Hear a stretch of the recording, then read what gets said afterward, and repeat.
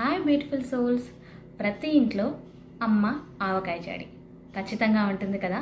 అయితే ఈ వీడియో మీకోసమే, తప్పకుండా వాచ్ చేయండి. నేను ఈరోజు మీకు ఒక అమ్మ ఆవకాయ జాడి స్టోరీ గురించి చెప్పాలనుకుంటున్నాను.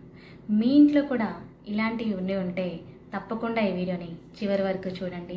నేను చెప్పే విషయం గురించి కమెంట్లో మీరు కూడా తెలియచేయండి. ఆవకాయ జాడి అందరిళ్ళల్లో ఉంటుంది కదా.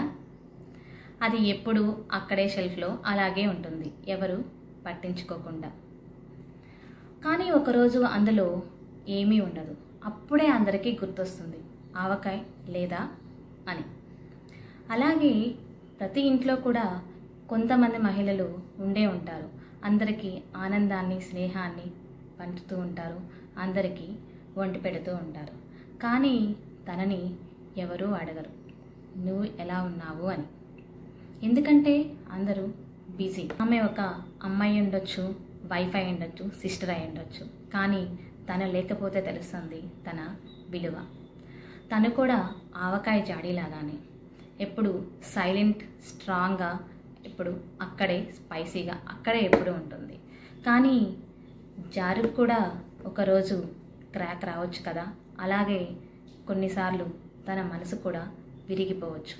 నేను ఇక్కడ మీకు అడ్వైజెస్ ఇవ్వాలనుకోవడం లేదు, కానీ ఒక జెంటిల్ రిమైండర్ని మీకు చెప్పాలనుకుంటున్నాను. ఒక్కసారి వారు మీ దగ్గరే ఉంటే దగ్గరికి వెళ్ళి ఒక్కసారి అడిగి చూడండి, లేదా దగ్గర లేకుంటే ఒక్కసారి ఫోన్ కాల్ చేసి అడగండి, నీ మనసులో ఎలా ఫీల్ అవుతున్నావు, ఎలా ఉన్నావు అని. మీరు చెప్పే ఆ ఒక్క చిన్న మాట వాళ్ళకి ఎంతో తోడుని, ఎంతో ధైర్యాన్ని ఉన్నట్టు అనిపిస్తూ ఉంటుంది. ఒకవేళ మీరే ఆ సైలెంట్ గివర్ కనుక అయితే నాకు కమెంట్లో హార్ట్ సింబల్ని డ్రాప్ చేయండి. మీ స్టోరీని నాకు కమెంట్ చేయండి లేదా DM చేయండి. I'm always be here to listen your emotions.